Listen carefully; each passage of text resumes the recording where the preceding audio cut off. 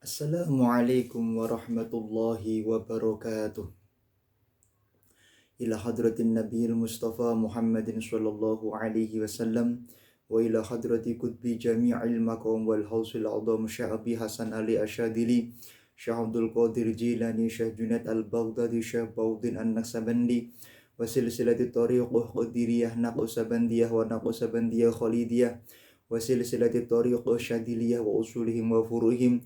Anna Allah yu'ali darajatihim fil jannah wa yanfa'una min barakatihim wa karamatihim wa asrarihim wa anwarihim wa ulumihim wa nafahatihim fid dini wad dunya wal akhirah.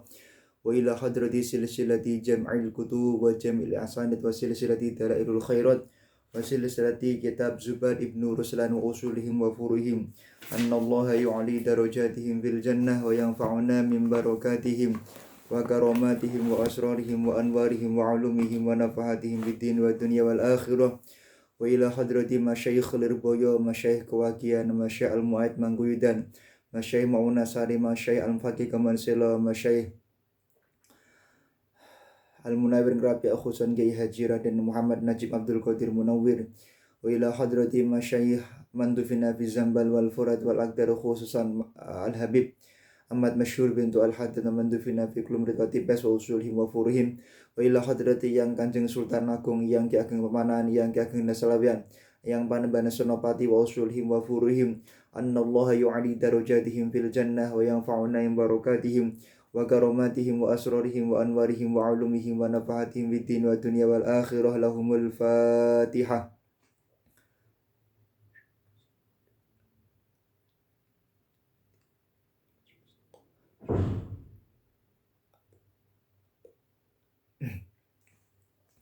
Bismillahirrahmanirrahim.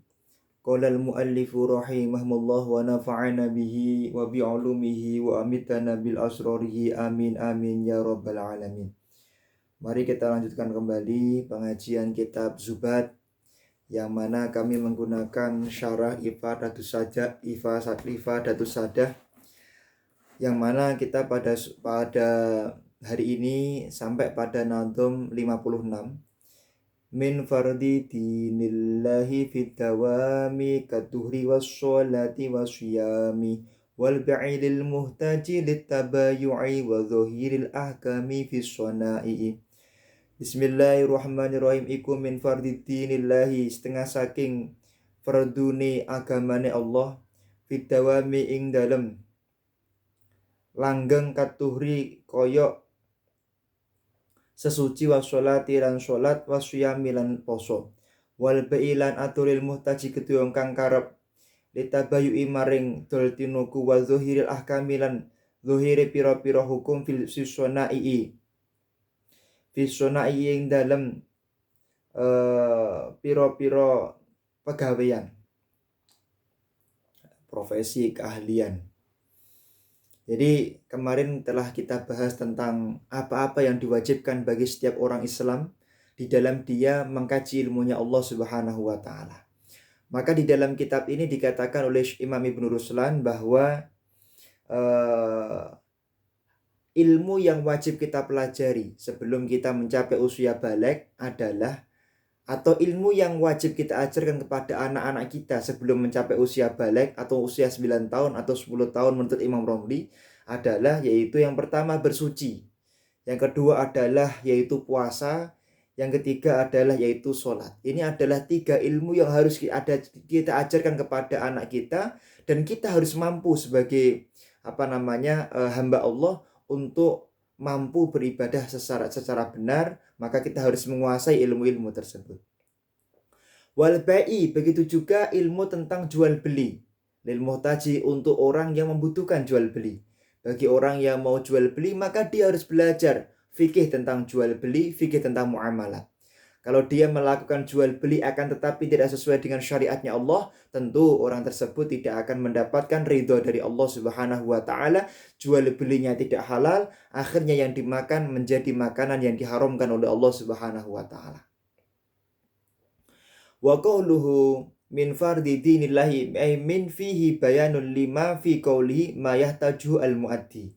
Jadi min fardi ini adalah penjelasan dari nadhum sebelumnya, ma yahtajuhu al-muaddi.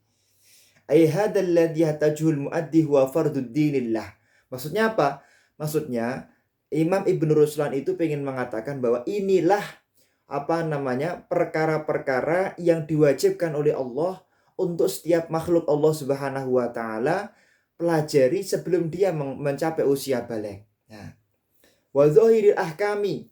Kemudian termasuk yang wajib dipelajari itu apa? Yaitu zohir-zohirnya hukum. Ilmu tentang hukum-hukum zohir. Seperti ilmu berprofesi dan lain sebagainya. Misalnya Anda sebagai seorang dokter, Anda wajib belajar ilmu tentang kedokteran. Anda sebagai seorang arsitektur, muhandis, atau sebagai seorang ahli jahit, maka Anda harus belajar ilmu tersebut sebagai dasar daripada ilmu yang tentu akan menjadi sebab Anda akan benar di dalam menjalankan kehidupan yang diridhoi oleh Allah Subhanahu wa taala.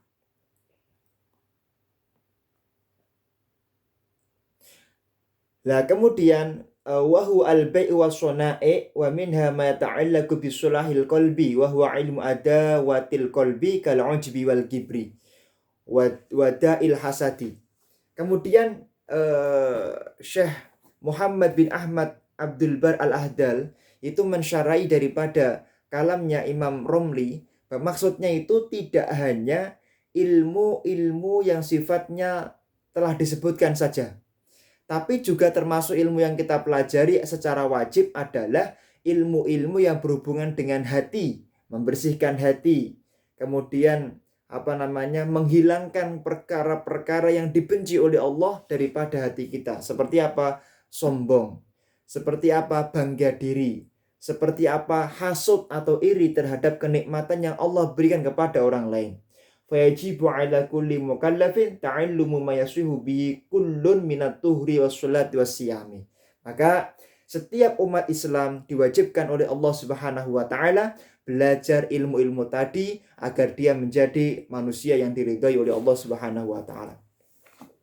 Wa ilmu da'in lan ilmu kang nyegah lil qulubi maring ilmu kang ngobati lil qulubi maring biro-biro ati mufsidin kang rusak. Kalau ujbi koyo nggawa ing ngatasi awake dhewe wal kibri lan sombong wadail hasadi lan obate yaiku penyakit hasud. Termasuk yang harus kita pelajari adalah ilmu tentang tasawuf.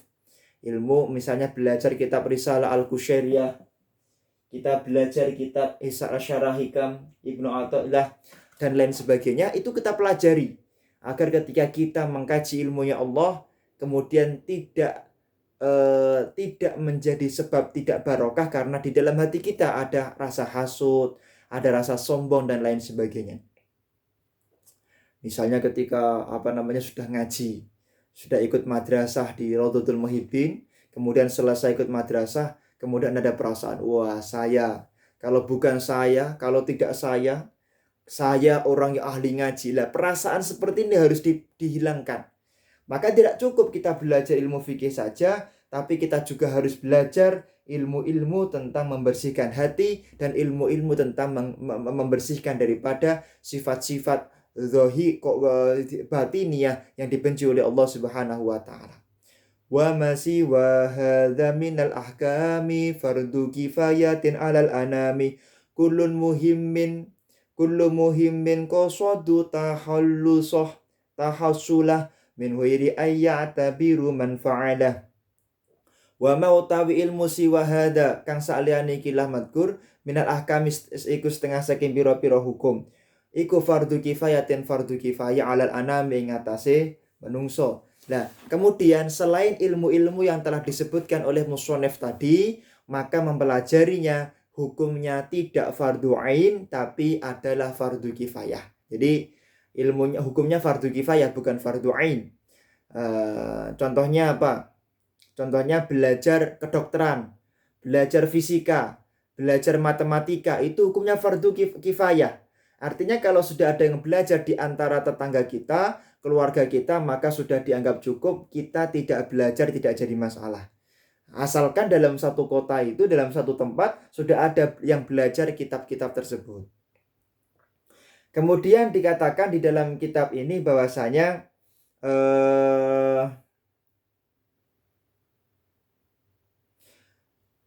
kullu muhimmin qasadu tahassulah min ghairi ayya'tabiru man fa'alah. Jadi fardu kifayah itu apa? Yaitu setiap perkara yang dianggap penting dan dianjurkan oleh syariatnya Allah Subhanahu wa taala, yang mana kita wajib menyengaja untuk melakukannya. Kita wajib menyengaja untuk melakukannya tanpa melihat siapa yang belajar dan tanpa melihat siapa yang mengerjakannya. Seperti itu. Jadi di dalam kitab ini dikatakan min ghairi nadharin ila fa'ilihi bi khususih. Bal idza fa'alahu wahidun minal matlub fi'aluhu minhum saqatal haraj 'anil baqin. Jadi fardu kifayah itu perbuatan yang diwajibkan oleh syariat, akan tetapi ketika ada salah satu orang yang telah melakukannya, maka yang lain tidak wajib mengerjakannya. Itu namanya fardu kifayah. Ka'amri ma'rufin wa nahyil munkari, seperti yaitu amar ma'ruf nahi mungkar, itu adalah hukumnya fardu kifayah. Ka'amri ma'rufin wa nahyil munkari. Hukumnya fardu kifayah harus ada dalam satu kota, dalam satu provinsi, harus ada orang yang berdakwah untuk mengajak setiap orang meninggalkan kemaksiatan dan menjalankan perintahnya Allah Subhanahu wa taala. Seperti wa inna ma yajibul amru bil ma'ruf wa nahyu 'anil munkari bisyurut minha alla yukhafa ala nafsin, ya, au malin wa in qalla au aradin wa alla yadhunna anna fa'ilahu yazidu fihi 'ainatan. Wa in yadhunna nahya lam yu'athiri, dikatakan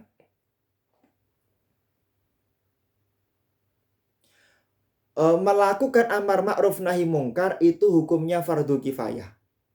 Lah, mengerjakannya hukumnya adalah diwajibkan ada satu perwakilan atau beberapa kelompok perwakilan untuk melakukan amar ma'ruf nahi mungkar, walaupun wa in yadunnan nahya lam yu'athir, walaupun dia merasa alah kalau saya amar ma'ruf nahi mungkar paling-paling tidak ada pengaruhnya. Mungkin saja atau kemungkinan besar juga tidak ada pengaruhnya, maka dia tetap wajib amar ma'ruf nahi mungkar. Misalnya ini satu provinsi, satu kota nggak ada yang belajar kedokteran, alah paling-paling nggak ada yang sakit, nggak boleh. Walaupun tidak ada yang sakit, karena belajar ilmu tersebut hukumnya fardu kifayah, maka harus ada yang tetap belajar ilmu tersebut, karena itu adalah fardu kifayah di dalam syariatnya Allah Subhanahu wa taala. Belajar ilmu tentang muhandis, tentang belajar ilmu tentang tentang membangun arsitektur, ilmu tentang perencanaan wilayah dan kota, itu kan sekarang nggak dibutuhkan lagi, nggak boleh, karena itu adalah hukumnya fardu kifayah, maka harus ada yang belajar. Misalnya dalam satu kota yang ada di Jawa Tengah ini, misalnya setiap orang setelah menjalankan perbuatan yang diperintahkan oleh Allah dalam satu madhab, tapi kita harus tahu belajar lintas madhab itu hukumnya fardu kifayah, belajar tajwid itu hukumnya fardu kifayah. Maka walaupun dalam kenyataannya orang baca Quran ya tidak diteliti, mim ba'di ini adalah bacaan iklab, tidak diteliti satu persatu seperti itu, yang penting tepat dalam membaca Qurannya, maka tapi belajar ilmu tentang ilmu tajwid hukumnya adalah fardu kifayah dan tetap wajib dipelajari walaupun mungkin saat itu tidak dibutuhkan.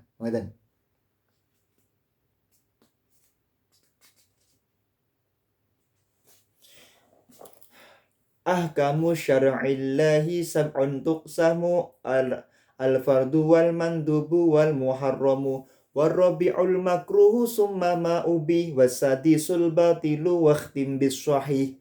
Kemudian di dalam kitab Zubat dikatakan hukum syariat itu ada 7. Yang pertama fardu, yang kedua adalah mandub, yaitu perkara yang dianggap sunnah, yang ketiga adalah haram, yang keempat adalah makruh, kemudian batil dan sahih. Nah, kemudian di dalam kitab ini dikatakan wadzalika annal hukma syar'i yang qasimu ila qismain. Adapun hukum syariat itu dibagi menjadi 2. Ada yang taklifi, ada yang wad'i. Ya. Apa taklifi itu? Taklifi itu adalah al-fardu wal mandubu wal muharramu wal makruhu wal mubahu wal wad'i. Ini ada 5. Jadi hukum taklifi itu ada 5. Yang pertama adalah fardu, perkara yang kalau kita kerjakan dapat pahala, kita tinggalkan dapat dosa. Kemudian mandub, perkara yang kalau kita kerjakan dapat pahala, kita tinggalkan nggak dapat apa-apa. Kemudian muharram, yaitu perkara yang kalau kita kerjakan itu adalah dapat kita tinggalkan dapat tidak dapat apa-apa atau dapat pahala, kalau kita kerjakan dapat dosa. Kemudian wal makruh, perkara yang kalau kita kerjakan nggak dapat pahala, tapi kalau kita tinggalkan dapat pahala. Wal mubah, perkara yang kalau kita tinggalkan atau kita kerjakan tidak dapat apa-apa, itu adalah mubah. Kemudian hukum yang kedua adalah hukum yang sifatnya wad'i. Apa itu hukum wad'i? Yaitu as-sabab wasyartu wal mani' wal batil wasyahih. Sebab. Jadi kita harus belajar tentang sebab dan musabab. Kemudian syarat, mani' apa yang menjadi penghalang, batil, perkara apa saja yang diharamkan atau dianggap batil oleh Allah Subhanahu wa taala.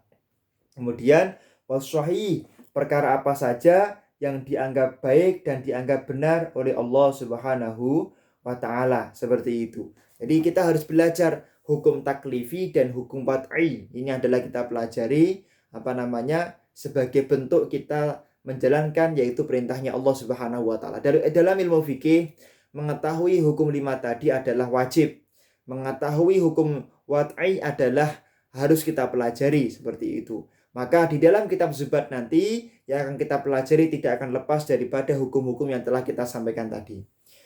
Fal fardu ma fi fi'lihi thawabu kadza 'ala tarikihi iqabu.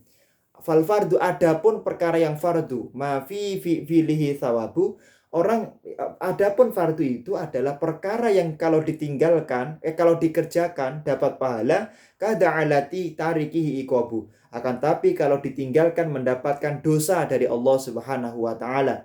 Wa minhu mafrudun 'alal kifayati karoti taslimin minal jama'ati. Nah, kemudian apa contohnya? Apa contoh daripada melakukan fardu itu? Termasuk fardu yang masuk di dalam fardu di sini adalah fardu kifayah. Seperti fardu kifayah itu menjawab salam daripada sekelompok orang yang menyampaikan salam kepada kita. Itu adalah hukumnya fardu kifayah, seperti itu.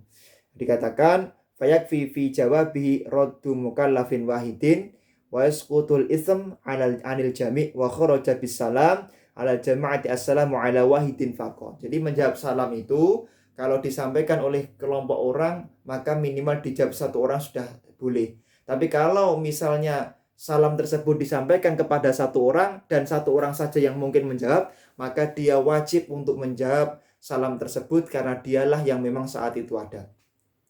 Wa sunnatul musabu man qad fa'ala wa lam yu'aqab ibimru'un in ahmalah. Kemudian yang berikutnya adalah yaitu perkara sunnah. Apa itu sunnah?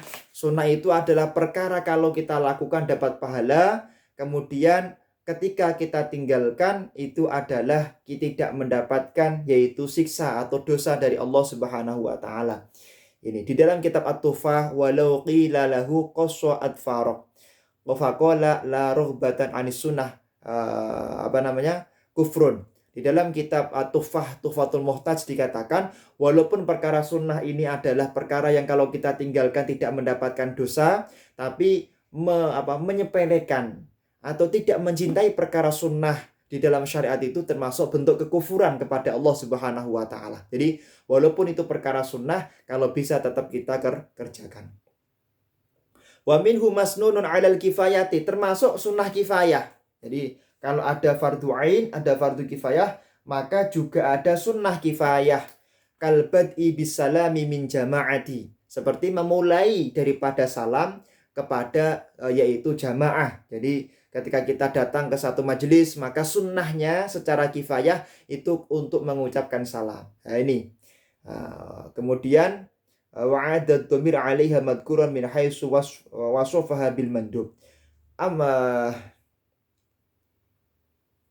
Ammal haramu fatsawabu yasulu litarikin wa asimun man yaf'alu. Dikatakan adapun perkara haram itu adalah perkara yang mana kalau ditinggalkan dapat pahala. Wa athimun man yaf'alu, dan kalau dikerjakan maka mendapatkan dosa dari Allah Subhanahu wa taala. Kemudian wa fa'ilul makruhi lam yu'adzabi bal in yakufal limtithali yusabi. Dikatakan apa pengertian makruh itu? Makruh itu perkara yang kalau kita tinggalkan akan mendapatkan, yaitu kalau kita tinggalkan dengan niat karena perintahnya Allah mendapatkan pahala, tapi kalau dikerjakan maka tidak mendapatkan adab atau tidak mendapatkan dosa dari Allah Subhanahu wa taala. Wa khussa mayubahu bistiwa'i al-fi'li wat tarki 'ala sawa'i. Kemudian dikatakan di dalam Nadham ke-70, dikhususkan bagi sesuatu yang diperbolehkan dengan kesamaan, yaitu mengerjakannya dan meninggalkannya, maka orang yang mengerjakannya dan meninggalkannya tidak mendapatkan pahala, tidak mendapatkan dosa dari Allah Subhanahu wa taala. Jadi mubah itu dikerjakan gak dapat pahala, ditinggalkan gak dapat dosa.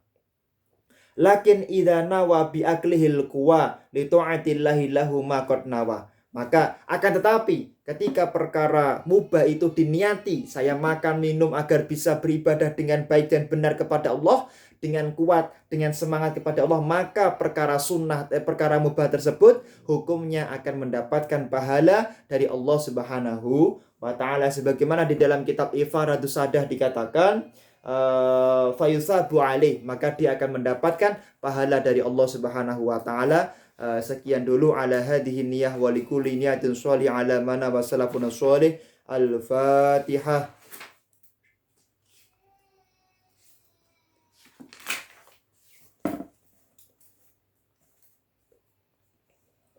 A'udzu billahi minasyaitonir rajim. Bismillahirrahmanirrahim. Allahumma sholli ala sayyidina Muhammad wa ala ali sayyidina Muhammad. Alhamdulillahirabbil alamin. Allahumma ya man huwa fi 'uluwihi kainun, ya man huwa fi 'ilmihi muhitun, ya man huwa fi 'azzihi latifun, ya man huwa fi lutfihi syarifun, ya man huwa fi fi'alihi hamidun, ya man huwa fi dhatihi qadimun, ya man huwa fi majdihi munirun, ya man huwa fi 'ata'ihi katsirun. Allahumma akrimna minka binuril fahmi wa akhrijna min dhulumatil wahmi warzuqna fahman nabiyyin wa hifdzal mursalin wa ilhamal malaikatil muqarrabin bi rahmatika ya arhamar rahimin. Rabbana hab lana min azwajina wa dzurriyyatina qurrata a'yun waj'alna lil muttaqina imama. Rabbana atina fid dunya hasanah wa fil akhirati hasanah wa qina adzabannar. Wa sallallahu ala sayyidina Muhammadin nabiyil ummi wa ala alihi wa sahbihi baraka wa sallam. Subhana rabbika rabbil izzati amma yasifun wa salamun alal mursalin walhamdulillahi rabbil alamin. Al-Fatihah.